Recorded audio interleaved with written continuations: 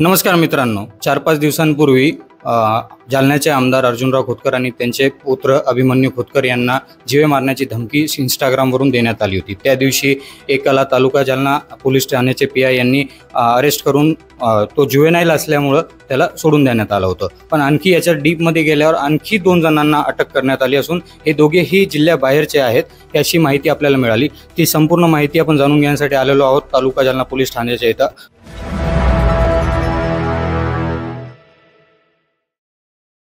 आपल्यासोबत आहेत PI Suresh Unawane. Sir, मला नेमकं सांगा, हे प्रकरण पूर्ण कसं आहे? याच्यामध्ये 2 जणांना जिल्ह्याबाहेरून देखील अटक करण्यात आलेली आहे। सदरचं प्रकरण आहे इंस्टाग्राम याच्यावर एक फेक अकाउंट तयार केलेलं होतं।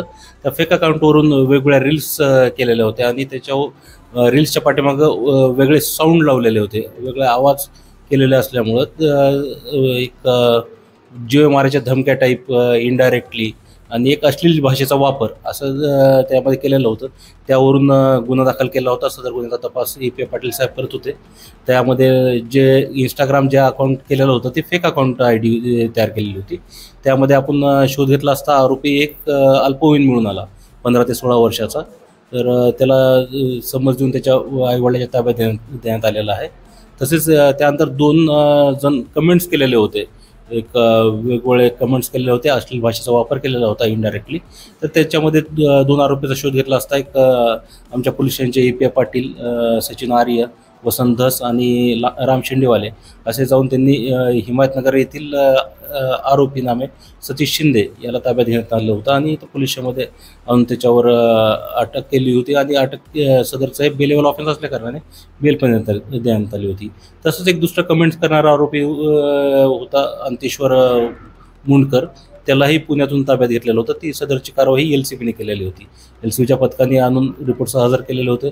त्यालाही अटक करून त्यालाही बेलेबल ऑफेन्स असल्या कारणाने बेलवर सोडून देण्यात आलेलं आहे। दोन्ही आरोपीवर प्रतिबंध कारवाई करण्यात आलेली आहे। याच्यामध्ये जो हिमायतनगरचा आहे हा कोणत्या जिल्ह्यातील आहे? दोन्ही नांदेड जिल्ह्याचे आहेत, एक बिलोली तालुका आणि एक हिमायतनगर तालुका।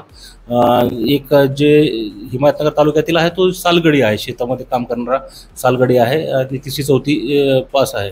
आणि दुसरा जे आहे तो ओला ड्रायव्हर आहे, त्यामुळे तो पुण्यामध्ये गेलेला होता, तो नांदेड जिल्ह्यातलाच आहे।